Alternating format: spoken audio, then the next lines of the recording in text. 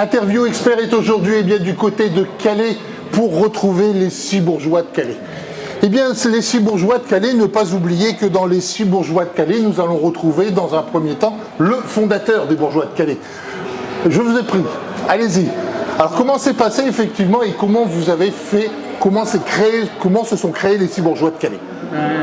Les bourgeois de Calais, ce sont quand même mon frère, mon cousin. Oui. Cousin éloigné. De la face gauche, quoi, on va dire. D'accord. Et donc on était déjà 3 et on allait souvent en Angleterre chez nos correspondants. Oui. Qui étaient musiciens. Et donc on a commencé à jouer en 58 ensemble.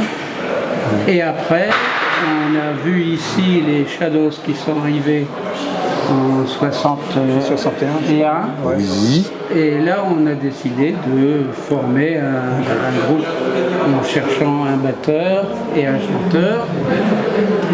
Et nous avons donc trouvé Bambino, Jean Guiguet, un Calaisien, qui était déjà bien connu dans le secteur musical calaisien. Il fait partie de l'orchestre municipal. Et on a eu un copain, Patrick, je crois. Ah oui, comme chanteur, le premier chanteur, Bernard Desmarais. On était pensionnaires à Saint-Omer tous les deux. D'accord. Lui, c'était un redneck de Van Stellor à l'époque. Donc il se roulait par terre, il montait aux arbres et tout, tu te rappelles? Oui, il tirait des coups de fusil. C'est un fou furieux, mais gentil, tellement sympa, et ça a commencé avec lui. Oui. Puis après, il nous a quittés rapidement, et donc on a repris un autre chanteur, que je ne sais pas comment on l'a trouvé, André Vasseur. C'est pas toi qui l'as eu oui, il est venu faire un essai. Il est venu faire un essai, c'est un boulonnais, André Vasseur. Et puis on a fait le groupe des bourgeois de Calais avec André Vasseur, jusqu'à la saison du Touquet, je ne sais plus en quelle année, où on jouait donc au Normandie Bar à l'époque rue Saint-Jean. 62. En 62, voilà. Et comment dirais-je, un impresario qui passait par là a remarqué André Vasseur, André Gérald de son nom d'artiste, et il lui a dit si tu veux, moi je te lance tout seul, tu laisses tomber tes copains, tu viens avec moi et tu vas faire un disque. C'était la mode à l'époque. C'était la mode. On commençait effectivement avec le vinyle. La mode à l'époque, c'était justement des impresarios qui venaient piquer les chanteurs des groupes pour les lancer en solo. Voilà. Donc on s'est retrouvé sans chanteur. Le matin. Le matin, sans chanteur. Son frère Claude, il a essayé de prendre, parce qu'il avait une belle voix quand même. Donc il a chanté du yaourt un peu, parce que c'est vrai qu'on ne connaissait pas trop l'anglais. Qu'est-ce que vous appelez par le yaourt? C'est l'anglais yaourt, c'est-à-dire que, on baragouine des mots qui ressemblaient un peu. D'accord. La phonétique. Ouais. Un anglais de l'époque. Voilà. D'accord, ok. Un anglais de chez nous. Mais comment est venue effectivement cette idée de partir sur un groupe de rock? Il y avait effectivement... Attendez, le plus fin de l'histoire, c'est que le matin, il s'en va. Oui. Et le midi... Jeff arrive. Mais vous avez rencontré Jeff comment? Oui, à rue Saint-Jean, au Touquet, lui, il faisait la manche avec son copain anglais, là. Oui. Il a entendu de la musique dans la rue, il dit tiens, qu'est-ce que c'est que ça? Je vais aller écouter, je vais aller leur parler. Et voilà, il est venu nous voir, parce qu'il entendait qu'on jouait des morceaux des anglais et tout, quoi. Oui. Donc il a demandé s'il pouvait chanter une chanson avec nous. Et Jeff, qu'est-ce que vous faisiez à ce moment-là? J'étais en vacances avec mon copain, je devrais aller à l'université. Oui. Mais on est venu en France et on jouait dans les cafés pour gagner des sous, mon copain et moi. Oui. Puis on est allé au Touquet, on a écouté les bourgeois. Et puis nous ont demandé si on pouvait chanter avec eux, ils ont dit oui, et comme ça c'était parti. Mais pour vous, chanter en France, c'était quelque chose de plus important que d'être en Angleterre? Parce que au départ, vous êtes d'origine anglaise. Oh oui. Il est toujours. Mais pourquoi venir chanter en France? On n'est pas venu exprès pour chanter en France. On est venu chanter en France dans les cafés Oui. pendant nos vacances pour gagner assez de sous pour manger. D'accord. Mais quand j'ai trouvé les bourgeois et j'adorais comment ils jouaient, mon copain il dit bah, il va falloir repartir pour aller à l'université. Ben, moi je dis non. Et tu parles de mon père. Mon Dieu, il était curieux. Je lui ai téléphoné, bah, je reste ici. Jeff, le cas échéant, si vous n'avez pas fait chanteur, vous auriez fait quoi comme votre activité, comme votre métier? C'était votre destinée? Non. Ouais, à cette époque-là, oui. Ouais. J'aurais bien voulu qu'on est allé plus loin, bien sûr. Oui. Mais voilà, c'est la vie. Nous, on a été coupés par le service militaire. Oui. Ah ouais, ça, c'est une Le chose. service militaire, c'est-à-dire que Claude et Patrick sont partis le même jour, le lendemain d'un spectacle à Roubaix-Tourcoing. Oui. Et ils sont partis à l'armée et moi je suis parti 10 mois après. Ouais. D'accord. Mais alors pendant ce temps d'armée, les bourgeois de Calais se sont arrêtés. Oui, carrément. Oui. Arrêtés. Et au bout d'un an, vous avez effectivement revu un petit peu votre manière de jouer, ou est-ce que cela est revenu naturellement? Non, mais en revenant, mon frère Claude a continué à jouer, Patrick, Oui. Jeff et Jean-Pierre Castelin. Joël Parmentier. Joël Parmentier à la batterie. Ça, les noms ne sont pas sur la feuille. Mais donc là, c'était... comment dirais-je, c'était une reprise, c'était une reprise. Hein, une reprise. Ça n'a pas été long avec Jeff. Mais à répondre à ton question, une fois que tu as joué ça et vous avez la musique dans le son, c'est pas grand-chose pour le reprendre. D'accord. On se donne automatiquement comme ambition d'aller encore plus loin. Et au niveau justement de ce côté pour aller plus loin, votre plus belle prestation pour vous, ça reste l'Olympia en 2004? Oui, Ouais. oui, un conseil. C'était quoi? C'était ce que vous attendiez d'une certaine manière depuis longtemps? Bah non. L'Olympia? Non, Je sais pas comment on est c'était. venu nous chercher. Ouais. On est venu nous chercher, on nous a demandé de reproduire le groupe de l'époque, Oui. avec les membres de l'époque. Donc, on était quand même 4 sur les 5 à être sur la scène. D'origine, Et nous avons eu l'avantage aussi de faire 4 titres. Ouais, on a chanté 4 morceaux. 4 titres dans ce spectacle, des pionniers du rock français, alors que les autres ne chantaient qu'une chanson. Hein.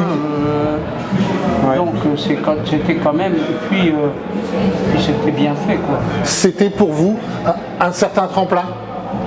L'Olympia? Il y a même des gens qui étaient là, qui nous avaient écoutés, les parents d'un autre musicien qui faisait partie d'un autre groupe et qui venait d'Angleterre où ils étaient allés voir Cliff Richard. Oui. Donc la même semaine, ils étaient venus voir Jeff et les bourgeois à l'Olympia et ils se sont dit on était comme si on n'avait pas quitté l'Angleterre, puisqu'on D'accord. avait écouté la même chose et aussi bien. Voilà ce qu'il avait dit. Il m'avait dit. Au niveau de vos chansons, dans un premier temps, vous êtes dit on va commencer par reprendre des titres et puis après on va créer. La création se faisait à plusieurs mains, ou est-ce qu'il y avait une personne d'entre vous qui créait la partie, je dirais, texte, et puis une autre personne qui créait effectivement le musical qui suivait systématiquement? C'était Jeff qui... C'est surtout Jeff. Hein. C'est surtout Jeff. Vous écriviez à une seule main?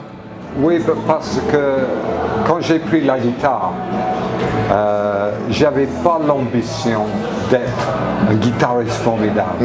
Ça que j'aimais, c'était jouer des accords et d'écouter des mélodies dans ma tête.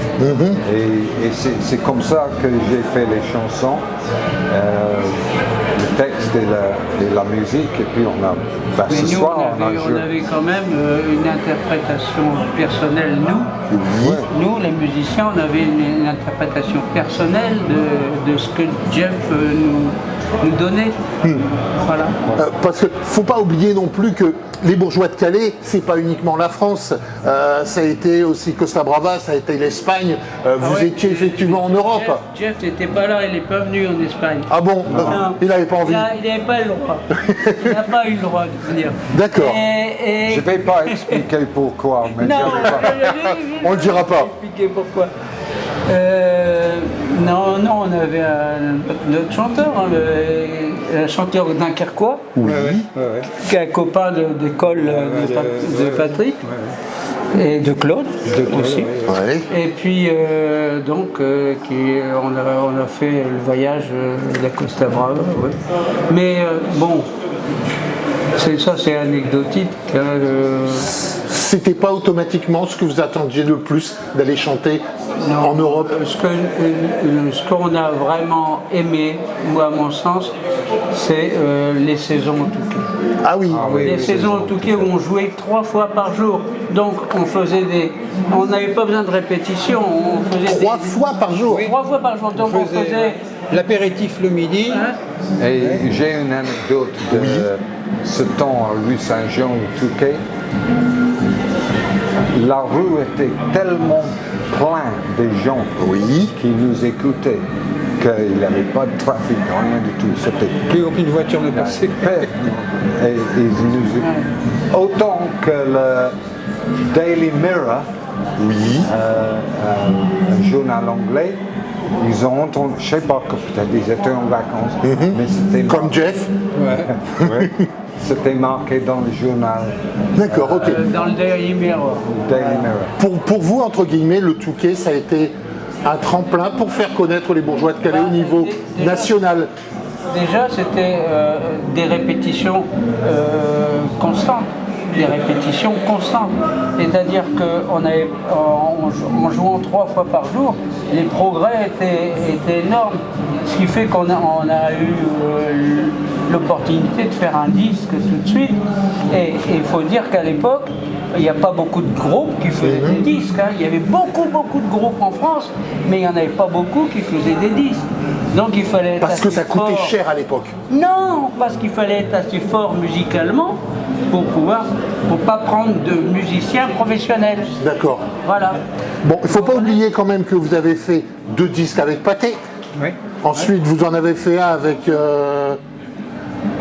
Decca. Oui, Oui, Decca. c'est Ouais. le cas. Les studios d'éclat en Belgique. Et le À quatrième. Bruxelles. Après, c'était.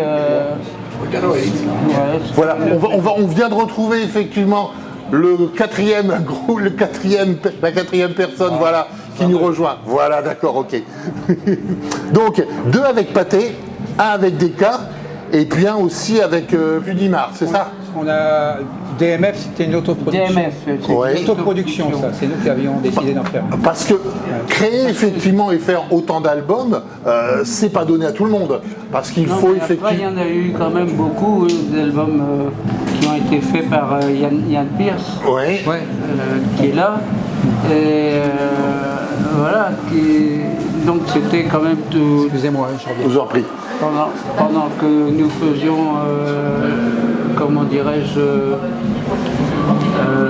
Il était auteur-compositeur? Il est auteur-compositeur. non, c'était C'était que enfin, du- oui, il Ouais. aussi, lui Il aussi. faisait tout l'arrangement Les arrangements, oui. et l'enregistrement. D'accord, ok. Donc pour lui, effectivement, sa priorité, c'était l'instrument. C'était un musicien. Oui, oui. Musicien, technicien. Musicien et technicien. Oui. Ok, d'accord.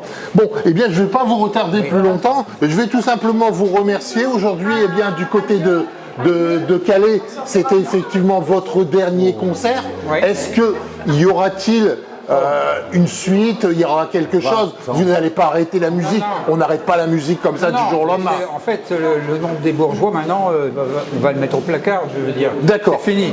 Par contre, musicalement, on est tous libres de faire quelque chose. Hein. Oui. Moi, personnellement, je fais de la musique chez moi et ça me plaît beaucoup. Jeff aura peut-être un projet aussi de créer un groupe, mais qui ne s'appellera pas les bourgeois. D'accord. D'accord. Voilà, donc on verra ça. Donc cela veut dire que ce soir, Oui. les bourgeois de Calais Disparaît. disparaissent. Et puis, eh ben voilà, advienne que pourra. Hein. Merci messieurs beaucoup pour tout ce que vous avez fait, pour toutes ces années effectivement où vous nous avez su nous apporter du plaisir. La chanson effectivement pour Calais, eh bien oui, les bourgeois de Calais c'est quelque chose de très important. Cela fait partie de la culture de Calais. Oui. Merci monsieur Lachèvre d'avoir créé effectivement entre autres, oui. eh bien oui, les bourgeois de Calais. J'étais aux trois. Oui mais bon, vous êtes Mais quand enfin, même à la base. j'étais quand même Bah, lui, le l'avantage, plus vieux. c'était l'aîné. Hein. Oui. Donc, C'était il moi avait 3 ans de l'aîné, plus que alors nous. je les empêchais de faire Alors des les conneries. jeunes, ils nous empêchaient de faire des conneries. Voilà. D'accord. Messieurs, merci beaucoup. Bonne continuité. Et puis malheureusement, eh bien, les bourgeois de Calais s'arrêtent ce soir. Voilà. Et puis peut-être pour autre chose par la suite. Merci bien. Merci. Merci.